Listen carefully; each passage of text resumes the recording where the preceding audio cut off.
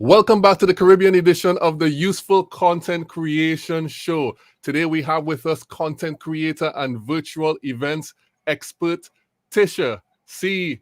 Jack.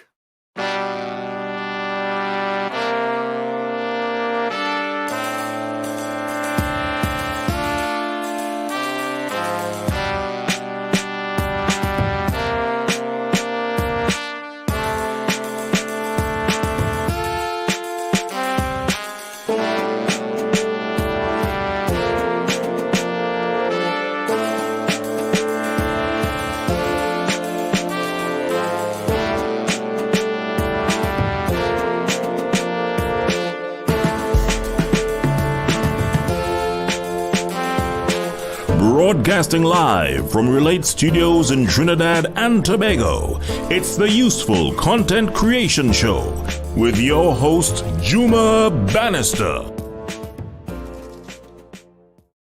Hello and welcome to the Useful Content Creation Show. It is Caribbean Day. It is Saturday on the Useful Content Creation Show, and I'm happy to be with you. A special welcome to the Useful Content community. Today is episode 6 of season 2 of our show.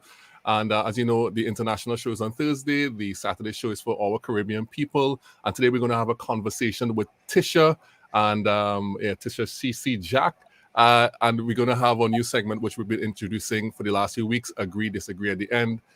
So welcome to everyone. We are UCC. We are the Useful Content community. Don't forget to throw your bulbs up. I always forget to do this. Don't forget to throw your bulbs up in the comments and use your hashtag UCC Live, so that we can identify you and identify the community. And let's get into it with Tisha C. Jack. Welcome to this show, Tisha.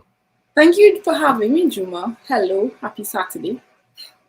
It's great. It's great to have you. All right, so I didn't tell people to put their bulbs up specifically to welcome you, but do that, please, people. Throw your bulbs up to welcome Tisha.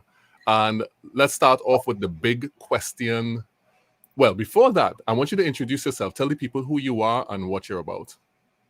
Okay, so my name is Tisha. As Juma said, I am an event strategist.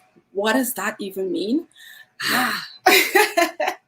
I help people use events in the most effective and efficient ways to help them achieve their goals and objectives. This can translate for corporate, for personal events, but I'm always about strategy, events, and never for the heck of it. So I always like to know what's the reason why you want to do this event, and let's develop a strategy to help you achieve your goal. That's what I do. Event strategist. I hadn't heard that before, but that's good to know. That's good Yeah, to know. it came to me. I'm like, that makes perfect sense. So planner, yeah. Coordinator, yeah. But there's always a deeper thing in how I execute my events. So I'm claiming it. Yeah, it makes sense. It makes sense because having a strategy is essentially having a goal. Yep. And then you fill that goal. In front of that goal is a sort of tactics to accomplish the goal. So you go to people and ask them, well, what do you want to accomplish with this event? And then you fill all the gaps in between. Yeah, that would be right, yeah?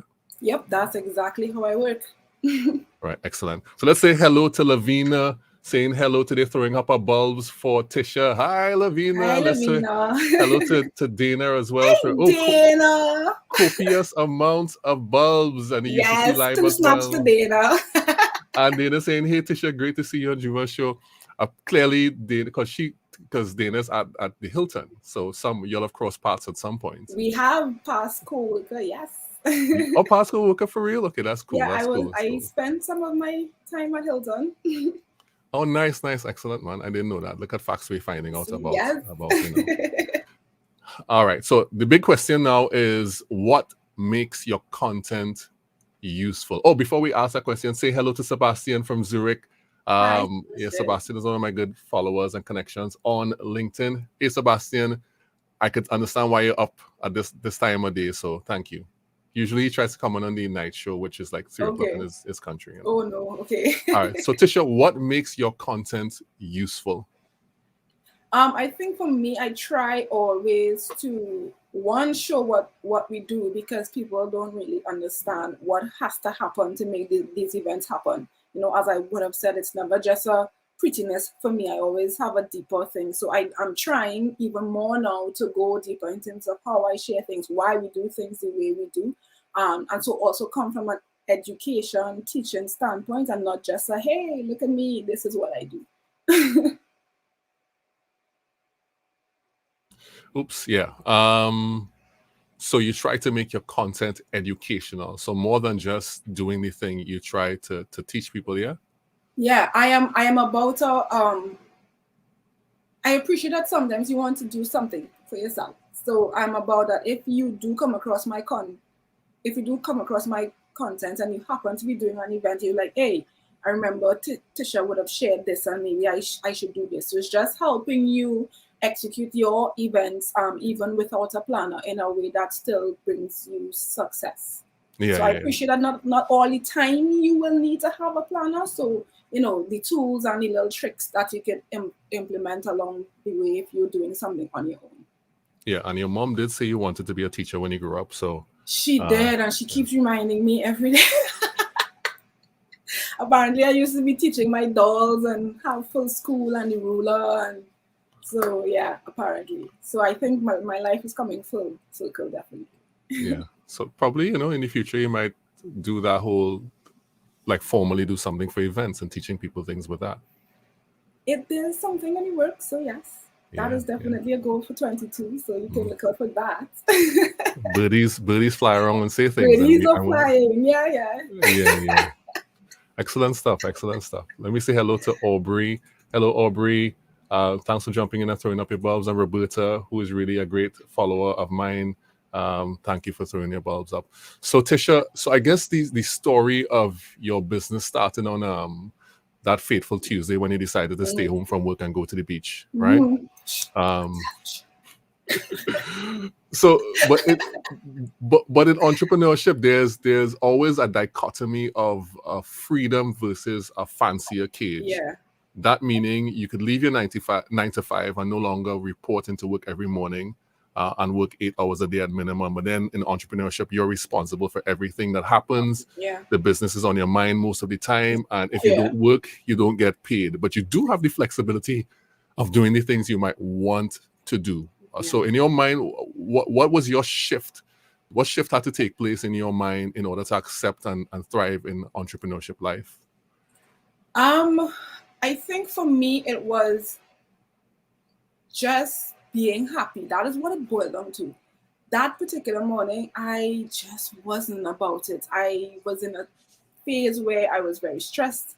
I apparently was rubbing off on people around me, which I found out after. My mood was up and down. I just wasn't internally in a very good place. So as much as entrepreneurship is not a walk in the park, and I don't even try to preach that, there are times when you work more than 8 hours a day.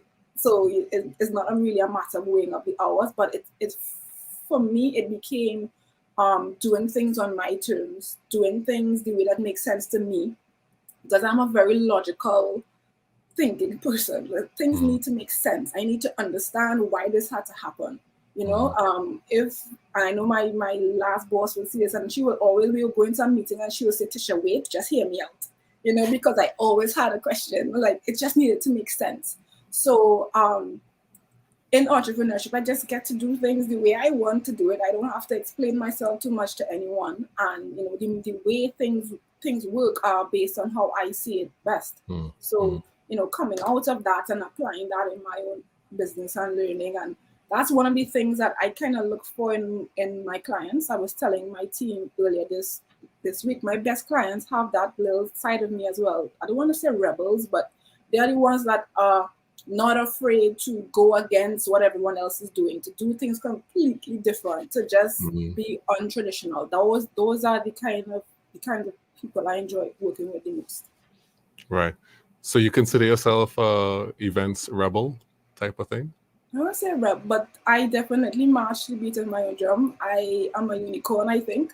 I don't see things the same way, and I think just me being leveraging or pivoting or turning, twisting my business the way I have in the last 18 months, I get the comments all the time like, Tisha, I'm really proud of how you just transitioned and got into a groove with how you're working now. And so I guess that's testimony to that. Yeah, that's excellent. Sebastian is saying, leave your 9 to 5 for a 24/7. Yeah, basically. Yeah. That's basically what happens. Yeah. And Dana's saying we rely heavily on Tisha's knowledge and expertise in the event world. She has carved out a real niche. Thank you, Dana, for those wise and lovely words. You know, so you know what I didn't realize, Tisha? What? I did not realize that I may have a kind of knew you actually. You would have been a planner for at least one, maybe more, at least one of the weddings that we shot back in the day. That wedding was Sharice Hunt, Yes. and she actually called you. She said you were an excellent professional. You're knowledgeable and composed. And Tisha keeps you calm and finds a solution to every problem. An absolute pleasure to work with, and a genuine sweetheart. And those are the big credits to you. Can you explain why the character trait of being composed and being collective is such an important value to have as an event planner and a virtual event host? Whew. Listen, I always say things are going to go wrong in an event. Like, I never expect things to go perfectly. There's always going to be something that happens that's going to throw you off. And if you are the person at the helm of things, you know, that whole the sky is falling situation and everything is falling apart and you are the helm and you are panicking, then everyone around you is going to be like, hey, if you're supposed to be in charge here and you're freaking out, then where does that leave us? You know, I'll never forget, I have to keep shouting them out. Much love to Jared and Lyndon. When we did that first virtual conference, the worst thing that could have happened. Our internet dropped. Like, we lost connection. And Jared keeps saying, he looked over to me and I was the calmest ever. And he was like, oh, well, if Tisha is okay, we're going to be fine. You know, so you have to stay calm. You can't make decisions if you're stressing and if your mind is going crazy. So you have to be the one to think quickly, and you can only be like that if you have a level of calm in your head. So it's always, okay, solution oriented. Yes, we have a problem. Let's just get over this. Let's get to a solution, and then we can stop to analyze what happened after. So it is definitely a trait that, you know, you have to have. And then dealing with multiple personalities. Yeah. Whew. Yeah. Yeah. So I'm not always the best. I'm not even gonna try to front it. I sometimes, my face sometimes tells a story. But it's something that I'm learning to be better at. Yeah. Our faces betray us sometimes. You know? Somebody's asking you for something and you like have this stoic looking face. I'm working on being better at that. But That's excellent. That's excellent. It kind of reminds me of this this line in this movie called Pacific Rim when Idris Elba was talking about him responding to the crisis, and he said the men just need a fixed point. They need describing it as that thing that doesn't move. So when people are looking in the crisis, looking for something to reference, they can reference you. You know. Yeah. So it's like that. So how does I guess I'm gonna assume. So you're an introvert, yes? Very much so. So how does an introvert end up doing events? I ask myself that all the time. I don't know. I look back and I try to think, like, how did I get into this world of events? And nothing happens by chance. And God always has this master plan that we can't figure out, and we don't even know how we're gonna get there. But I genuinely love this thing. I'm passionate about it. I was thrown into it without any formal education. You know, I shadowed my uncle. He was one of the leading, or still is one of the leading event planners in the country, and I had the opportunity to watch him work, and I'm like, yo, this is amazing. You know, so, and then I seem to have a natural nick, for just things, as I said, my logical thinking, the order of how things unfold and that kind of thing. So it just came, and I got one opportunity after the next. As I said earlier, I was at Hilton, and then I got an opportunity to be an event coordinator at the tourism development company. No kind of experience. And that is where I went. And my boss was like, hey, threw me in on the deep end. And I was like, okay, this thing is kind of cool. So I researched how to get formal training. I had the local program, but knowing me, again, always want something else. So I looked up the master's program. I didn't want to write a long thesis, so I found one in England, very easy, filled out the form, I got accepted. I'm like, oh, didn't expect that to happen. And that's how I pursued my master's in events. And I came back and got a job at TSTT, and we all know how dynamic and exciting and fast-paced that telecoms world is with events. And yeah, one thing led to the next, and here I am, just continuing doing what I love. So that's perfect. That's excellent. You know, everybody has a process, and it's good to hear people's process. And actually, I've been a part of one of your virtual events that you've produced. I talked to you about it because I know you produced it. That was the Bridging the Gap virtual event last year. And as a matter of fact, me, was the most engaged person on the leaderboard, right? With a little virtual crown on my head. But we were supposed to talk about that, and we never did. So let's talk about it. Yeah, tell me, what's my prize, Tisha? I'll get back to you on that. I'll get back to you on that. But what was your experience like? Let's flip the script now. I was just joking. That was the thing. Okay, we'll talk about the prize some other time. What was my experience like? Well, so first of all, I had all intentions of being the most. I deliberately came in. This is me personally. I deliberately came in with all intentions to be the most engaged person in that event. Right? So that is it's not a fluke that happened. Right. Secondly, my experience of being able to interact and talk with people in the virtual space, especially in the meeting rooms, was really excellent. So right now, somebody who I connected with, so Lisa Wickham was somebody I'd seen all the time, and we hadn't spoken, so I was able to connect with her there. So that's a relationship. Yeah. Just from we talk, I can message her now. Something that happened. Yes. You know, so you make connections. Yeah. The event itself was very well put on. I think that I love the ability to be able to ask questions in real time and get feedback in that way. So that was good. And so overall, I felt it was a really excellent experience. Of course, there are things that I think could be improved, but a lot of that is like, well, we'll talk about that, those specific things offline probably. Sure. but the experience was good at the virtual event. Yeah. I love the meeting rooms and stuff like that. That was great. And that is a big thing when I'm doing these events, either with myself or with my partner in my other business, Lizelle. It's just like, how do we keep people engaged? At the end of the day, it's a laptop or a computer or your phone, and you're competing with everything else that's happening around you. So it's not like you're in a room and you can't really get up, even though you might have still been scrolling on social media if you were in a ballroom. But how do you keep people engaged, and how do you give people the opportunity to do exactly what you did? Connect with others, that you can form connections outside of the event. Yeah, definitely. And here's the funny thing. The funny thing is that event, I had to leave home, go to do some, let's just call it some medical related things, was away, and still try to engage with the event on the road and do other things. And my phone died, and I plugged it in, and I continued to engage, and it was an interesting process. Yeah. But even the games were good. The gamification of things, like the things that the companies put out to do, that was good as well. And so, what's the most interesting reaction you've had from someone entering a virtual event space? For us, it's always when they were able to do exactly what you did. So you tell people that they'll be able to network, and they don't really understand, or they don't believe that you'll really be able to network until you get to the event.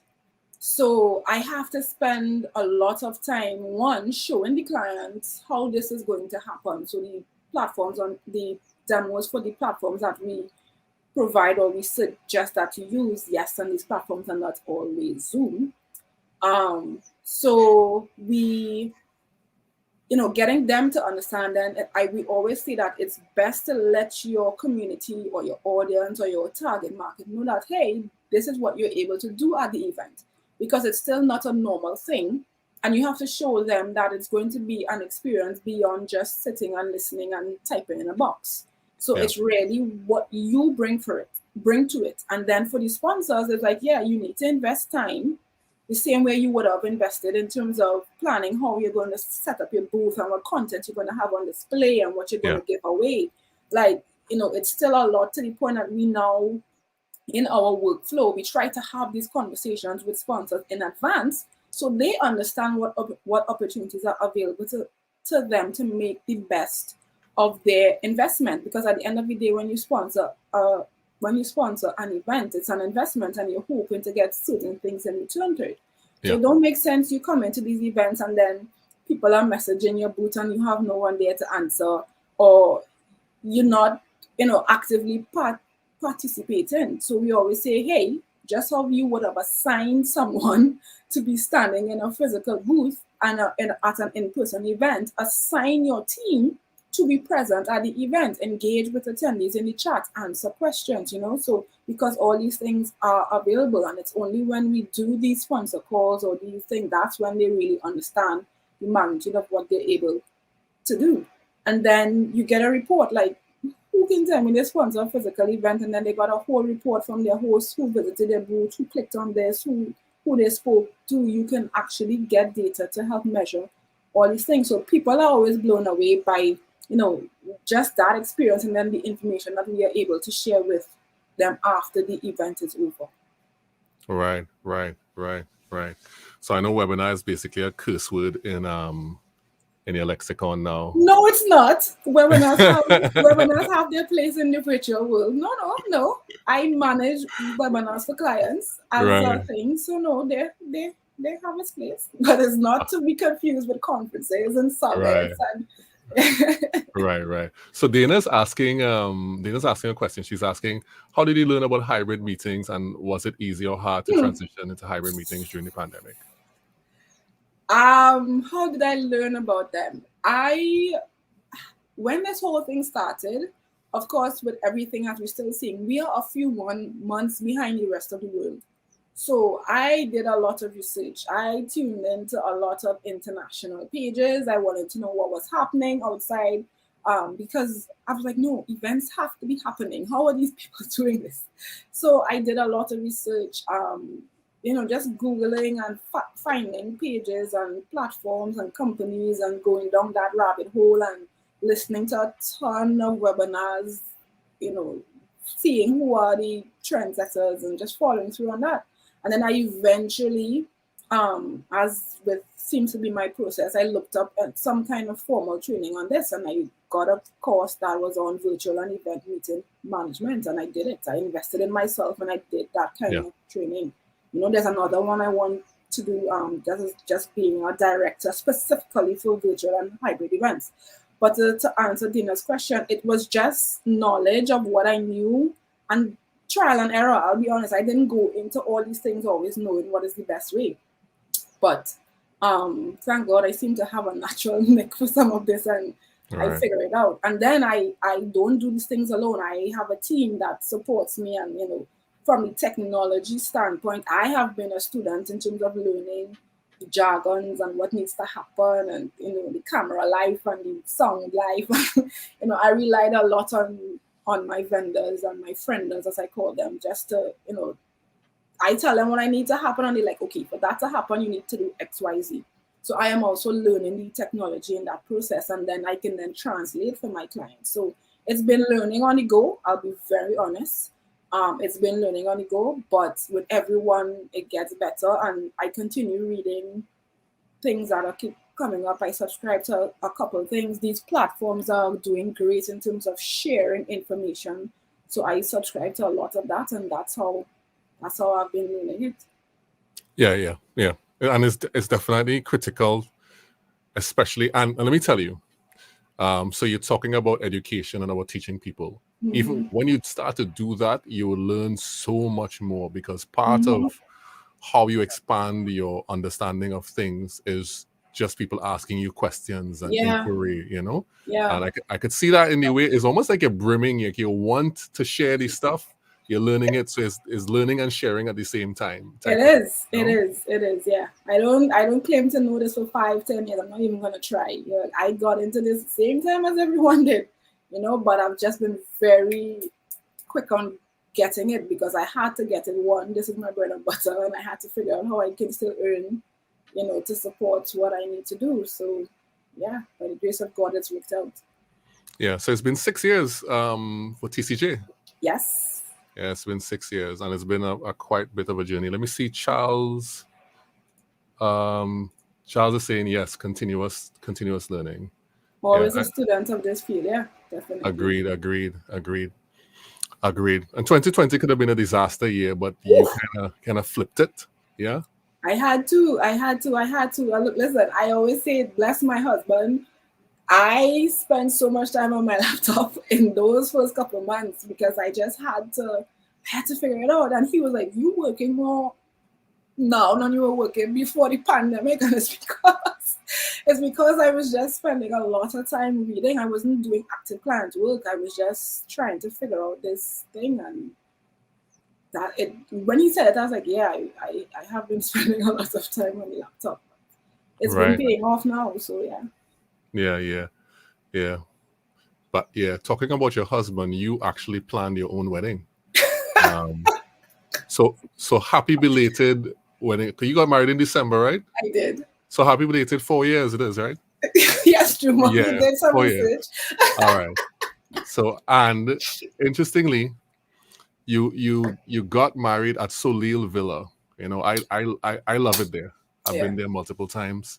Why did you pick that particular place for people who don't know, could you describe what Soleil Villa is and why did you pick that place in particular? Why did I pick that place? We wanted something outdoor. We wanted something with water. We always say water is our element. So we didn't really necessarily want to be on the beach, but we wanted to have some kind of view of the ocean. So Villa Soleil has a gorgeous view overlooking the ocean. So you can still hear the waves crashing and that kind of energy. So yeah, we were in Tobago just looking at places and we just happened to went there and I looked at him, he looked at me and we were like, yeah, this is it. Like, cool. So it was a micro wedding. I did a micro wedding before micro weddings were trending. And it was perfect. Oh, good. I love that. It was perfect. So for when people are choosing events, what are some of the factors that they should consider when deciding on a place? Because you obviously don't only do virtual events. You started off in physical events. Yes. What are some of the factors people should consider when deciding on a place to have an event? Firstly, it's all about what you need to happen at the event. So your venue needs to support what you need to happen. So for example, if you know that this needs to be the amount of people that you're going to have, it needs to be a venue large enough that can accommodate this in a very comfortable way, even more now, right? With these restrictions that we're going into, we'll be looking at a 50% capacity to be comfortable, at least locally. Internationally, we see what is going on, they're back to normal. But locally, we are still, have to adhere to that 50% capacity kind of thing. After that is, what do you need to happen? So do you need to have a space where you have some level of entertainment, which you're going to have dancers, or I'm not just being real wild here, or you're going to have, some kind of fire, something. It's just being extreme to explain that your venue has to support whatever is happening.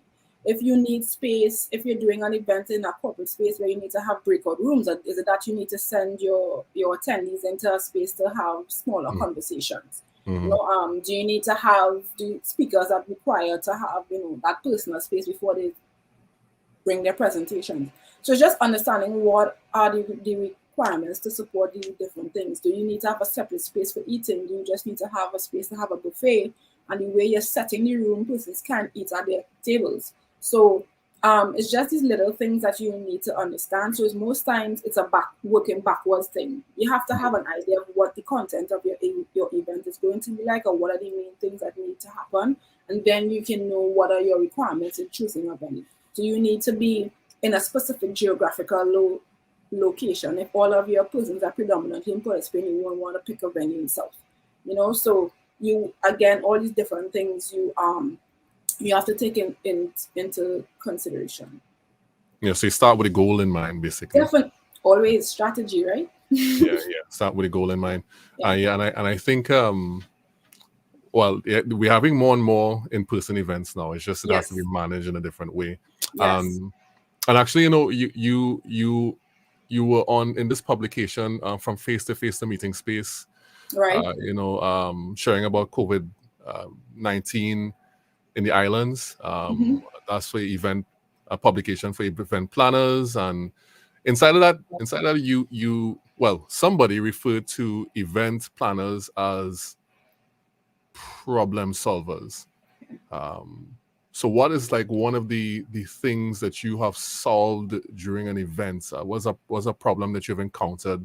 And I know you talked about the Jared Best, the internet going down. But apart from the virtual events, like in physical events, what is something that you encountered that you would have solved that you didn't know how to solve before, but you figured it out? Oh, that's a tricky one, boy. I don't know. There's always something that's going to happen. A speaker not showing up. How do you pad time for that without anybody knowing what is happening? If you're outdoor, I don't know. This example always comes to my head. But I remember doing an outdoor activation for a company, and unexpected rain started to fall, to the extent that the tents that we were under, they started to flood. So they looked at me and they're like, what's going to happen? How do you solve?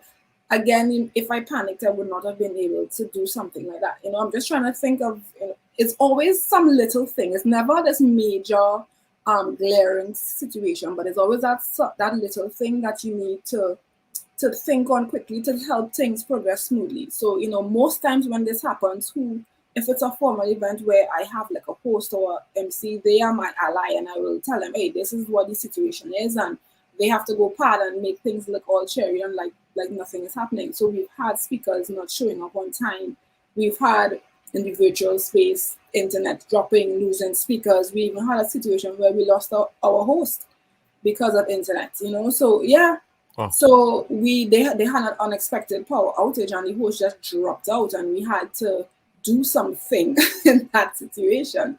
And getting familiar with the technology and how we do this, we were able to kind of fill the gap very quickly with ads and that kind of content for the host to come back on in time and have a very smooth transition. So it's just being able to think about what makes sense at that point in time, and as I said, just solve the problem while you're in it.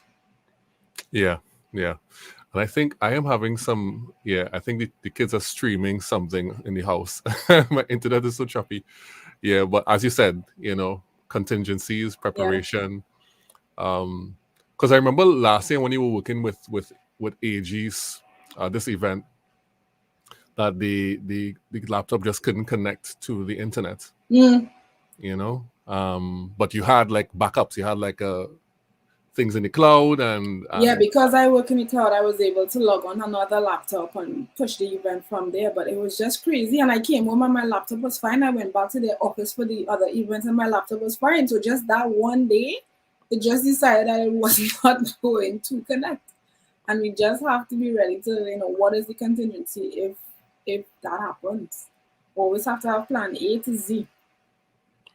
What's like the number one thing? Like what you would tell people to pay attention to the most? What contingencies should they have in place? Just having a plan B. They always say in risk management, you have to think about the what ifs, right? So what if we lose power? Well, let's have a generator. What if our internet goes down? Let's have a backup portable connection or maybe a second internet. So it's just all these what ifs, but then sometimes you get a what if that you did not expect. So it's just in planning, you kind of have to do that bit of contingency planning, just thinking about in the virtual world, we say have a recording of your presentation or whatever it is that you have, because in the event that your speaker, somebody loses internet, you can push play on something that is happening. It is the best practice is to literally have a recording for every presentation. The reality is that doesn't happen. But, you know, at the end of the day, we tell you what is the best situation and then you decide what you want to do. So I would say just thinking about as many what if situations, especially the very extreme ones where you may not be able to have something, you know, or get your hand on something. So if you lose power, it's not like you can just turn on a generator if you don't physically have one there. So you may have to have one brought in and just have as a backup. You know, so it's always that what is the backup for internet, what is the backup for power? Those are the two major things. And then you go down the line depending on what the content of your event is. Yeah, definitely. I've learned that sometimes it's unavoidable. Yeah. You know, but you do try to have as much backup as possible. A lot of my guests these days are having me scared coming in 1 minute before going live. I'm like, oh my God. It's like, and I say, what am I to do? Am I just to talk? Yeah. But it happens. People, you know, I have power cut out during the show and you know what you'll do. So Lyndon is saying, Tisha is the champion of events. Lyndon, I like Lyndon as a good dude. Champion. He is. Definitely one of my, yeah, he is. I'll just leave it there. He is. Yeah. So I know by this time you're probably approaching probably like 400 events in your career. Oh my goodness. You know, I'm horrible. I actually do not count. The last count I did last year was like 350 something. So yeah, I'm probably over that 400 now. I should probably do another count. I'm horrible. I don't keep track of those numbers. Right. And I know you probably learned some big lessons inside of that. And I've seen you talk about collaboration being the best currency, and you know, you listen then act, and you know, being always willing to learn something new, which is demonstrated in how you treat with things. So who has been the most impactful person that you have interacted with in your career, and what did you learn from them? That's a hard question. I don't think I have one. The people I have around me have impacted me in their own way, and they have pushed me, you know, in different ways. It's like I'm not, as you can see, I'm not a straight shooter, right? So, well, I am a straight shooter, but I can never give you a straight answer. I don't have one person. I have had people along the way that have contributed to me in a different way. So it might have been a situation where it was very uncomfortable, but it probably taught me a bit of patience, a bit of tenacity, helped my skin to get a little thicker to help deal with situations that I have now faced later on. So, you know, coming into this entrepreneurship world, there would have been people that I had around me in the beginning that would have poured into me a certain way to help get my mindset ready. And then, you know, in this particular phase of, you know, this thing, you know, I have people around me that help me to do what I do. I never claim to do what I do alone. There's always a team around me, some more shy than others. And, you know, they're like, you can go out there and do that thing that you're doing. You find, just tell us what you need, you show up and we get it done. You know, so I definitely don't have that one person. I have people I look to for different things. And that have poured into me in different ways, and then I try to do that going forward, you know, so just help others the same way these people have helped me.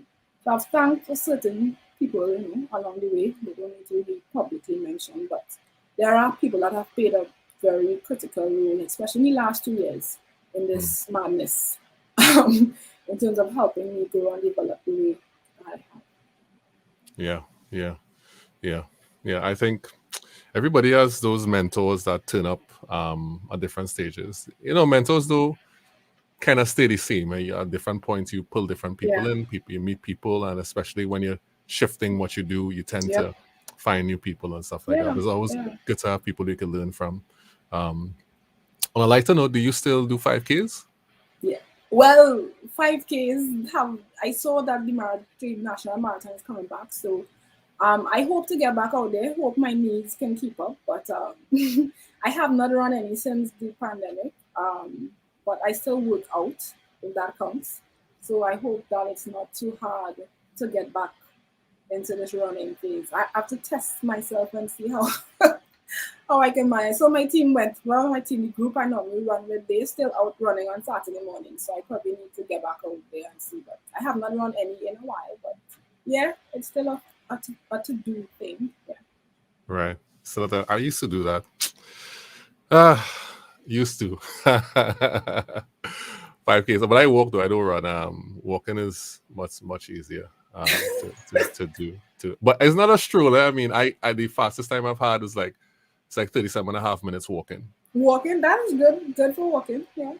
Yeah. That is long legs. It helps. So you've met a few people in your events. You've met Mailing. You've kind of met Courtney Walsh. That he's a legendary fast bowler. Mailing is a fashion designer from Trinidad and Tobago. For all those who may not know, the international crowd, and Courtney Walsh is a legendary fast bowler, West Indies cricket. Especially people in the UK would know about him. And that's all very public. Everybody knows about those things, right? And some other people.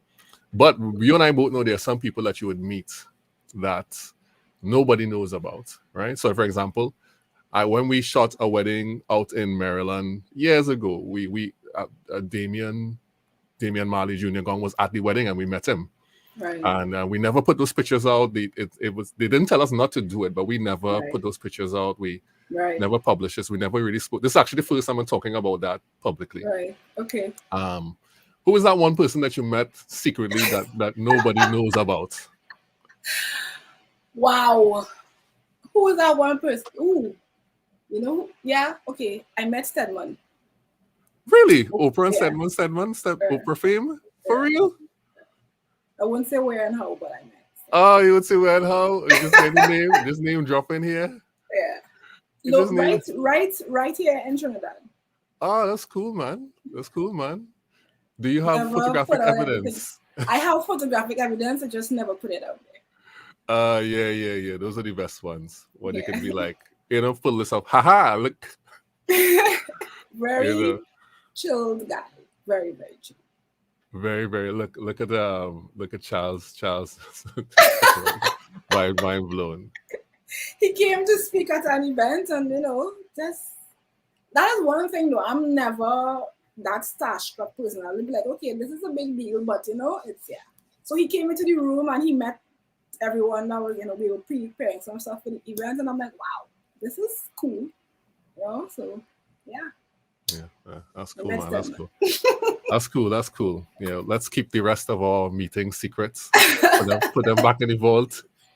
We'll put them out every once again. So, all right. So this is great. The conversation has been going well. Let's jump into another segment that we usually have on this show called Agree, Disagree. I'm going to read off to you some statements, right?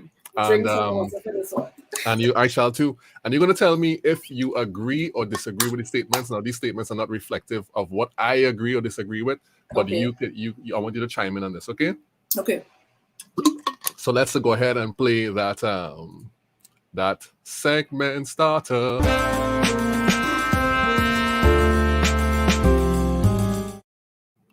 All right, so let's jump into Agree, Disagree with Tisha C. Jack. Everybody in the comments could play along too. Some of these questions are specifically for Tisha, but some of them are general. Okay. Right, so the first one is Agree, Disagree. Passion before skill. Yes, agree. Agree. All right, so passion before skill. Yeah. Hands down. Okay, good. Agree or disagree? The right attention is better than immediate attention. Agree. All right. Okay. Agree. The immediate attention to something may not be the best in that moment. Sometimes you just need a minute to get it right, and then you give it the attention. So yeah, agree. All right. Good. This one might be controversial. Oh boy. Okay. It's okay to neglect your body for a period of time in the pursuit of building something great.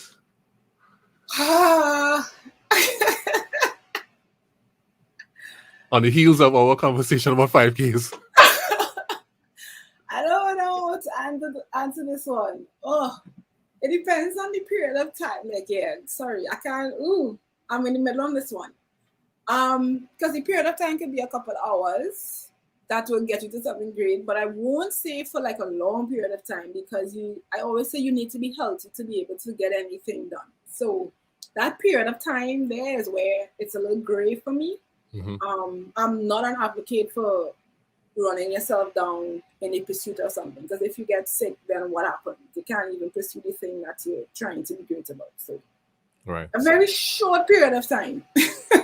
So say kind of leaning into a disagree. Yeah, a little bit, you know. Right. So let's call that for now a disagree. Let's see.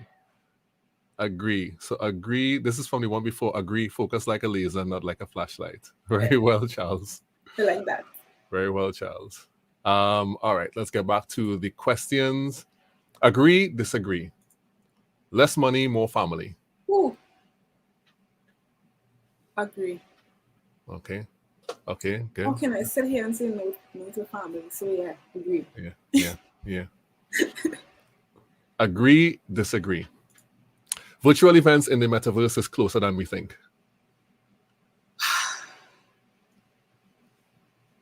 I have to agree, because I have refused to go down the metaverse events in the metaverse world. Just because locally we won't take too long to get there. We're still trying to get virtual events, right? Internationally, people are booking venues in the metaverse, and I'm like, I can't even wrap my mind around that. But yeah, it is closer than we think, for sure. So do you think you'll be dabbling in the future? I have to, if staying relevant and keeping up my whole thing about staying ahead of the game. So yeah, I will. I just need to wrap my mind around the metaverse a little more. So I'm in that process, but yeah. All right. That's a very deep rabbit hole. Yeah, I would imagine. Of new things. Yeah, I'm still trying to get people not to do things on Zoom, Juma. Like, come on, we're not gonna get into that metaverse. Well, yeah, it's true. I mean, it's hard. I mean, it took a global pandemic to get people on Zoom, right?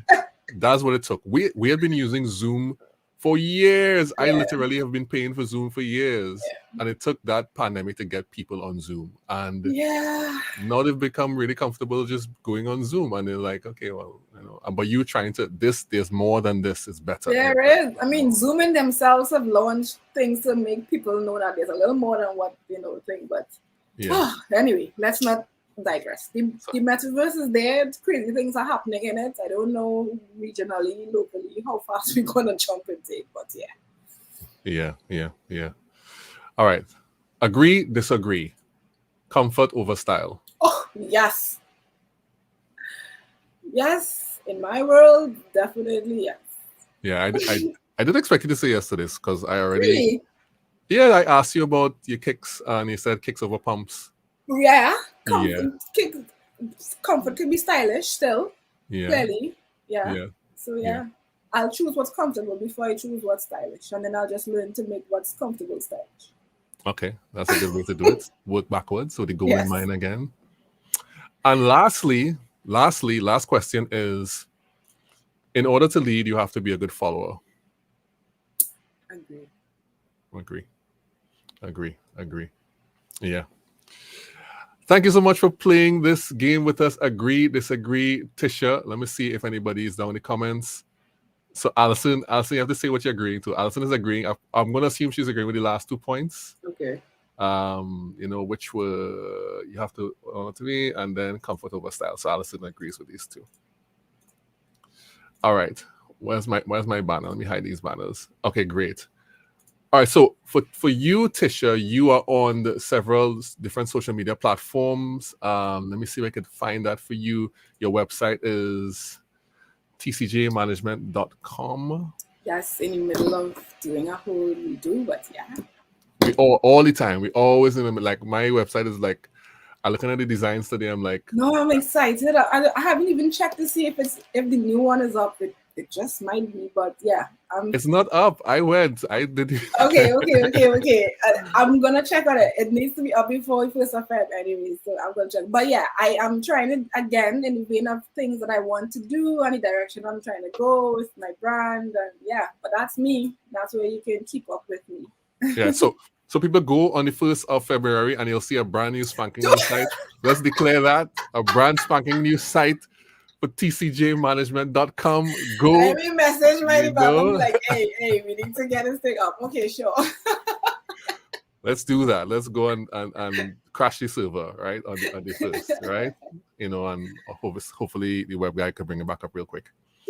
Of course, you're on LinkedIn, but your real jam, I think, might be Instagram, right?